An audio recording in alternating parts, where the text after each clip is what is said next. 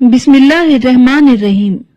مکہ کے سب سے خوش نصیب جوان اسلام لانے سے پہلے مصعب بن عمیر رضی اللہ تعالی عنہ کی زندگی کسی شہزادے سے کم نہیں تھی۔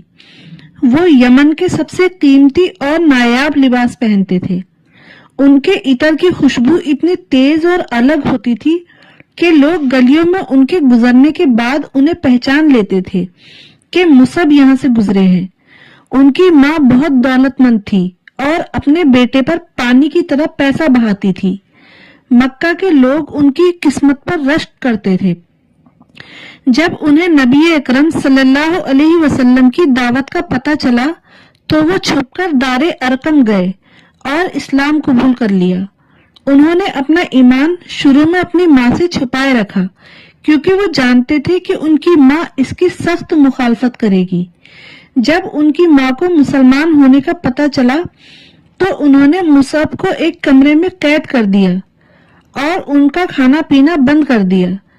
ان کی ماں نے کہا، جب تک تم محمد کا دین نہیں چھوڑو گے نہ تمہیں کھانا ملے گا نہ پانی۔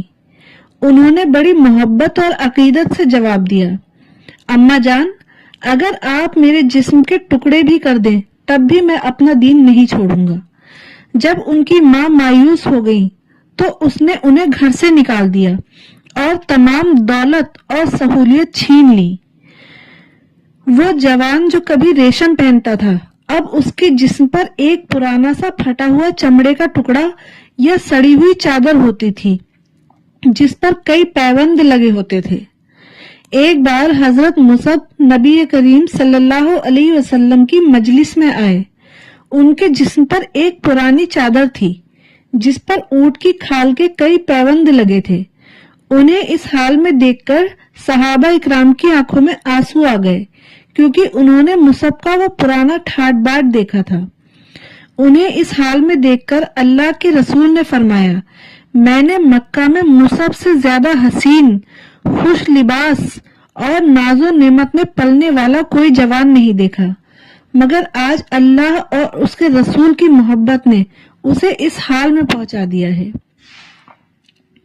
حضرت مصعب نے دکھا دیا کہ جب دل میں ایمان کی مٹھاس آ جاتی ہے تو دنیا کی ہر دولت اور آرام بے معنی لگنے لگتے ہیں۔